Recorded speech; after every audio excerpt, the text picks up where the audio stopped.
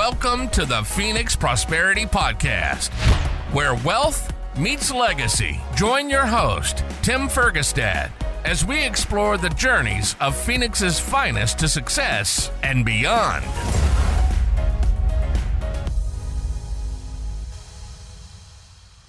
All right. Hello, this is Tim Fergestad. Thank you for joining us. With 25 years as a CFO and finance leader, Nicole Hollenbeck shows how thoughtful financial strategy turns growth into long-term impact. Thank you for joining us today. Welcome to the show. Well, thank you so much for having me on your podcast. I am so happy to be here. Excellent. Thank you, Nicole. So before I forget, I also want to mention that you serve on the board for Global Ties of Arizona. Is that right?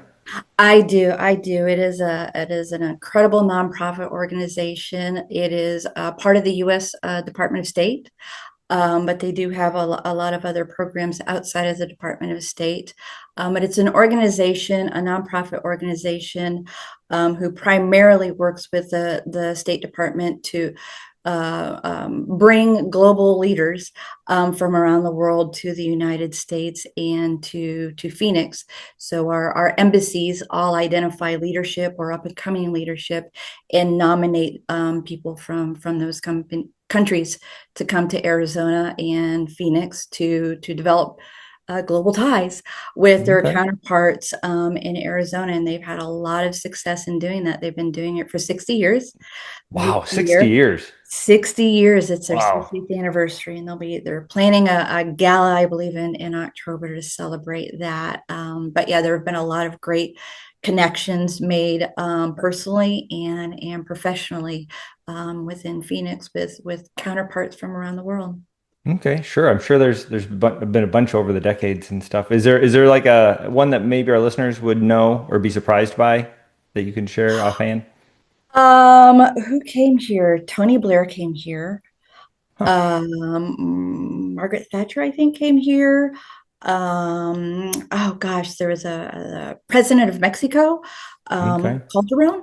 I think he came here as well as part of that program. So they've had a lot of leadership. And then recently we had an amazing delegation from Ukraine that came here, and that was fascinating. But they're all very fascinating groups. They come for different reasons, either focused on water issues. We had a recent delegation with that, and they were focused on water issues in arid climates. So a great location for that, but a lot of journalism as well. And given the journalism program that we have with ASU and Walter Cronkite, they come here a lot for that, but a lot of business programs as well. And law enforcement. And I think my favorite group, we have a program called the Young Diplomats, and we work with high school students to learn about diplomacy and expose them to the broader world. But I think my favorite program is the Young Leaders of the Americas initiative. And that's actually a group of entrepreneurs from this region, this hemisphere, where they send entrepreneurs from the hemisphere to Phoenix, and they partner them with a mentor in Phoenix. Awesome. With the business that they're trying to grow themselves. And we've seen some lasting connections through that program, and some actually working connections as well. One of our board members is working in the water industry, and they were having some sort of issue and was working with this entrepreneur, and this entrepreneur had a solution for him. So it is a real life functioning global connection organization, and I love working with it. Excellent. Thanks for sharing all that. I feel like I'm a little bit in the know because I had Mohammed Mahmood on the show here, who is a water expert. He here in Arizona, and he's been over in the Arab countries helping them with some of their stuff lately. But he goes back and forth between Arizona and a few different countries, as well as Flora Tomlin, which we talked about, who is helping to run the Arizona Chamber of Commerce. Yes. Yes. Yes. And Rick Stilgenbauer was another person on the show. So that's like three right there who he's like a big Ukraine, Arizona business liaison, used to work in McCain's chief of staff and things like that. So I've had multiple people all on the show that work or that are all interconnected. So this is all coming together. It's very cool for me. Thank you. Absolutely, absolutely. And they've been big supporters of the organization as well. So small world. It Yeah, really excellent, excellent.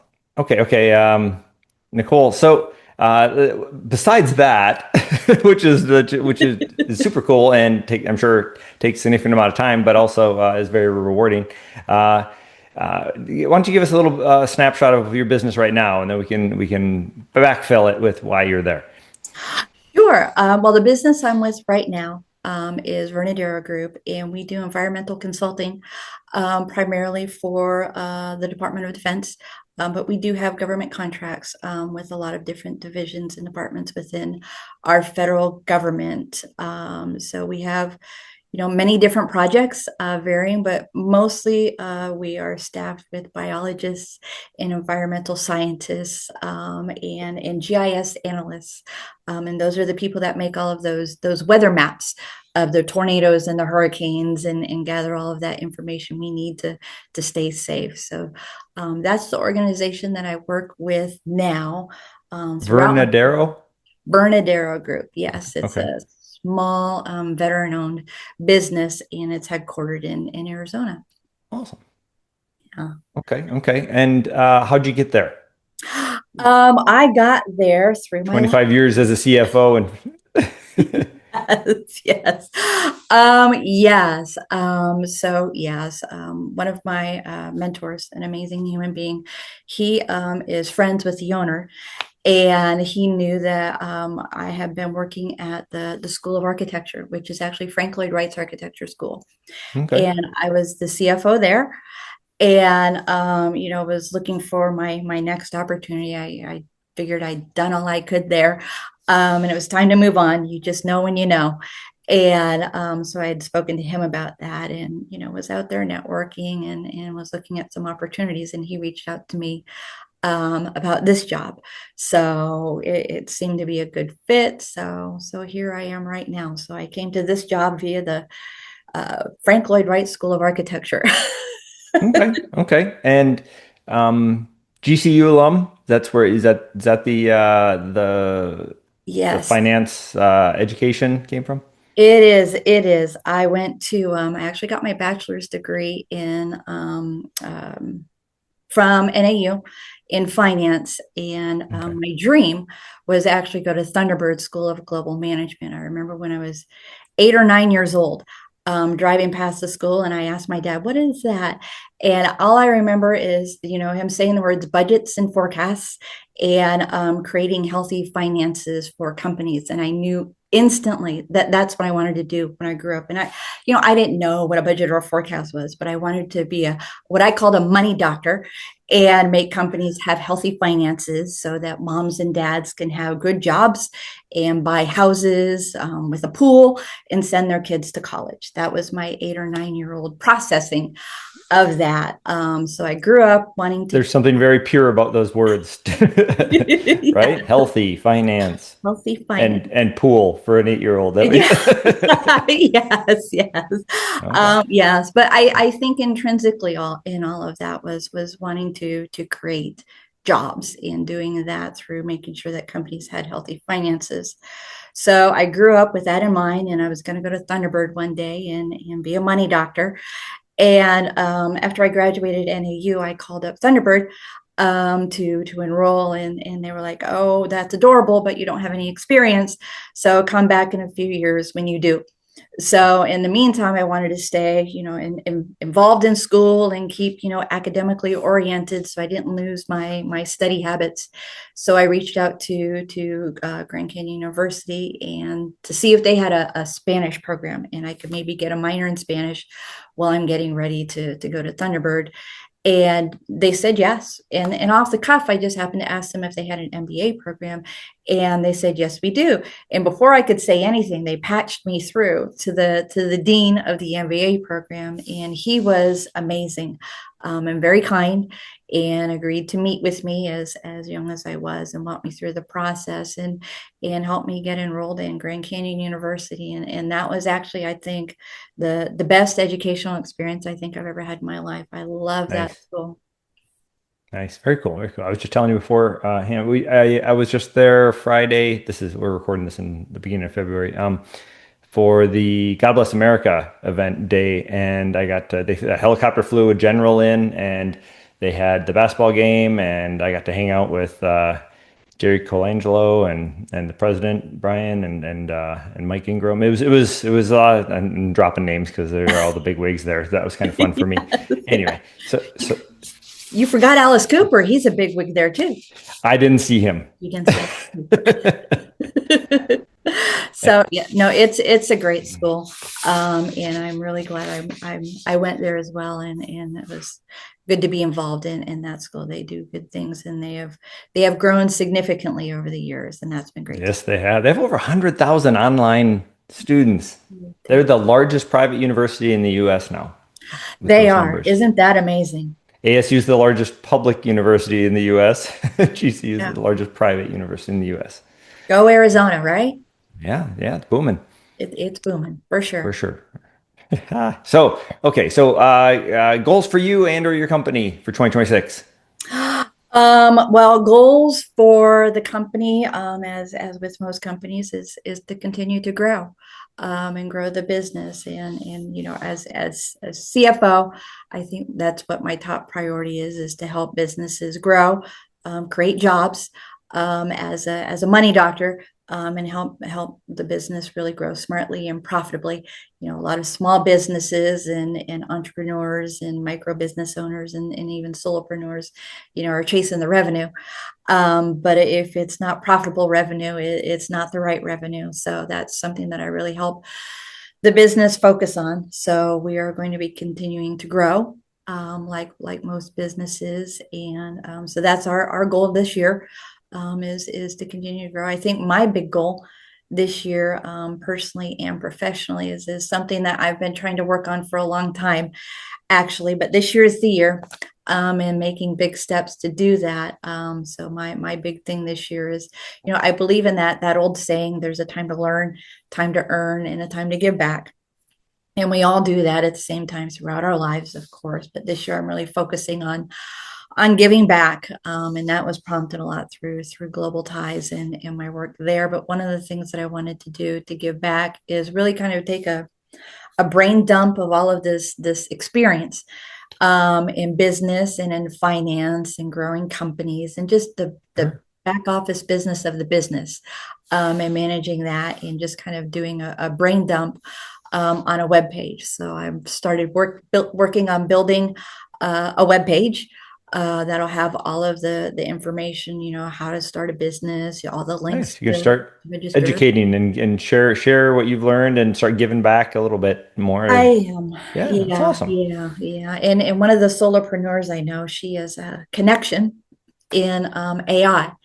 So I'm going to be talking to them about developing an AI as well. So, the goal is to share all of that information, kind of share all in one place. Right. And so when people need the information, they don't have to, click on a million links through Google or wonder if AI is hallucinating. So. Right. Okay.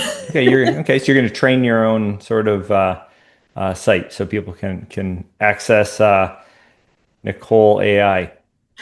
Absolutely. Yeah. And again, it's going to focus mostly on finance and budgets and forecasting and invoicing and pricing. Pricing is a big area where I see a lot of business owners struggle with, small, medium, and large. That is one big area where businesses struggle is pricing. So. Okay. Yeah. It's I see people get competitive and then they treat their service or as a commodity, and then they price themselves out of business because they want to just lower and lower their prices and devalue their. Yeah. Are you familiar with Mike Michaelwitz's Profit First system? No, I haven't. No. No. That was a book I read last year, which I really enjoyed. It's the old envelope system or bucket system type of mentality, but it's a little different, but it's revamped for modern times and so forth. But he does a really good job. Have you heard of the Savannah Bananas? Yes, yes. They're one of their like stories, success stories, because they a failing minor league team, and then they started implementing that system and got their ship straight, right? And right, Exactly. It is. Yeah. prioritizing your expenses and prioritizing your revenue streams properly and so forth. Yeah, yeah, and really, identifying, what the profitable Hmm. income is. A lot of companies focus on growing the revenue, and getting all the customers they can. But if you priced it too low because it's your love and you want to share your love and your talents with the world, but if you price it too low to get all of those customers or to build your business, Right, then yeah, it's you'll run out of business. yeah, at the end of the day, you need profitable Yep. revenue so you can finance your business and continue to grow and help more people is really how I try to help people look at it.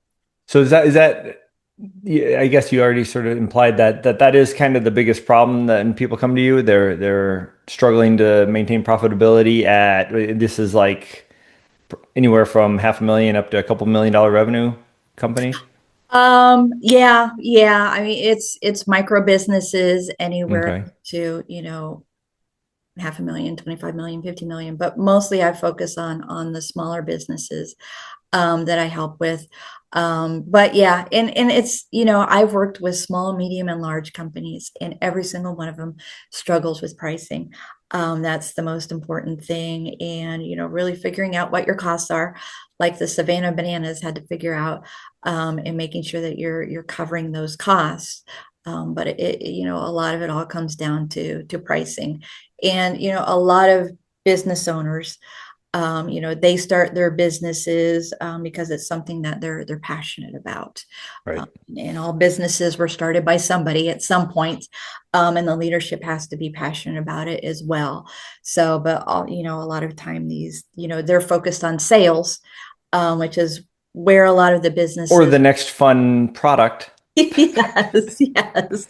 Right. Yeah, but there's, it's you got to manage the basics and the fundamentals of, properly operating a business efficiently and making sure that revenue is actually profitable revenue and Right. not just your favorite.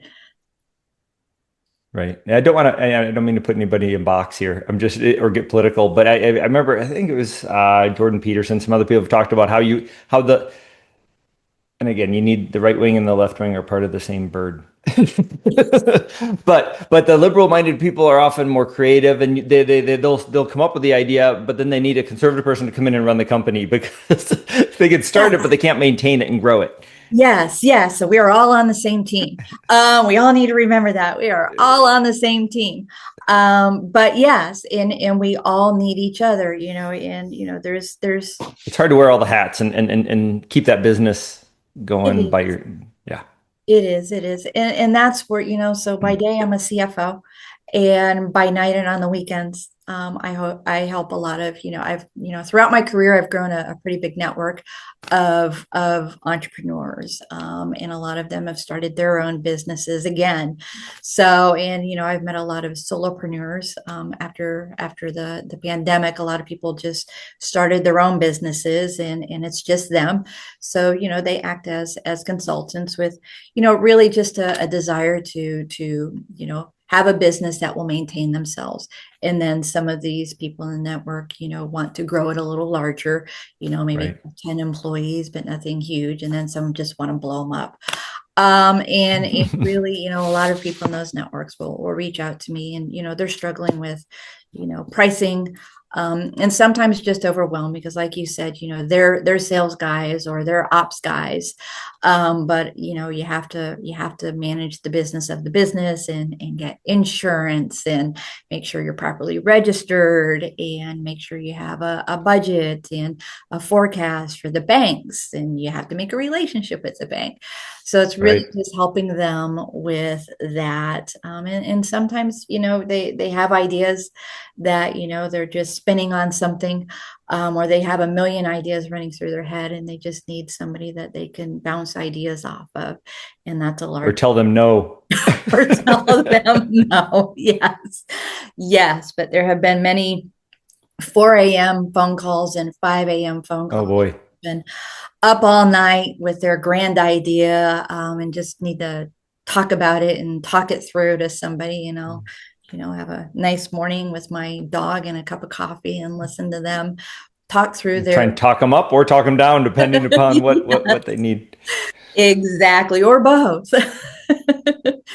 So yeah, Okay. so yeah, but really, I just love helping businesses grow, and do it on my spare time as well for fun. But businesses that are growing, and grown right, grown profitably, it changes lives. I view For it as sure. For sure. creating jobs and providing jobs and incomes that support the employees and their families and in the communities. So. That's awesome. That's a big part of what the show is about. So that's great. Thank you, Nicole. Do you have any organized events or things like you said in the evenings? You help people. Do you have any sort of structured meetups or anything like that? No, structured meetups, no, not really. Not yet.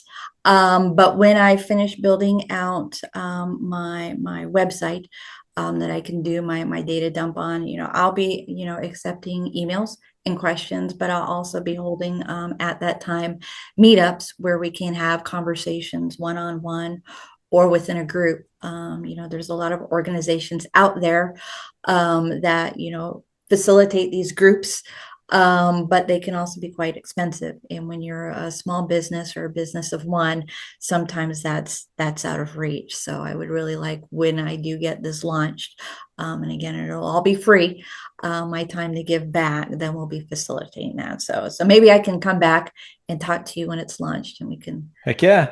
That sounds awesome. That sounds awesome. Yeah. Yeah, maybe you can, yeah, just even at a coffee shop, right? Just some informal gathering. I know some groups that do that with some Abs- pretty good success. They get some good turnouts and some good regular productive conversations. Absolutely, absolutely. And chambers of Mhm. commerce, they have a lot of meetings too, and I'll attend a lot of those. And I'm out here in Peoria, Mhm. Northwest Peoria, out by. Yep. Me too, over here on the west side. Yes, yes. A lot of growth out here. So yeah, and the cities are all very, very pro growth.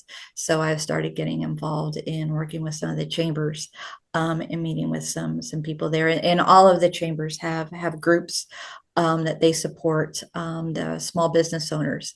They have regular meetings at locations, with chamber members, which is always nice because it brings in business to their chamber members, Right. companies as well. So Okay. So, quick question on before we start wrapping this up is I like to sometimes focus on legacy planning and investments and stuff. And when you're dealing with these business owners, so many business owners keep reinvesting into the business 'cause out of necessity, right? And they have to get through that swamp level before they can start thinking about diversifying, right, and protecting themselves in other ways.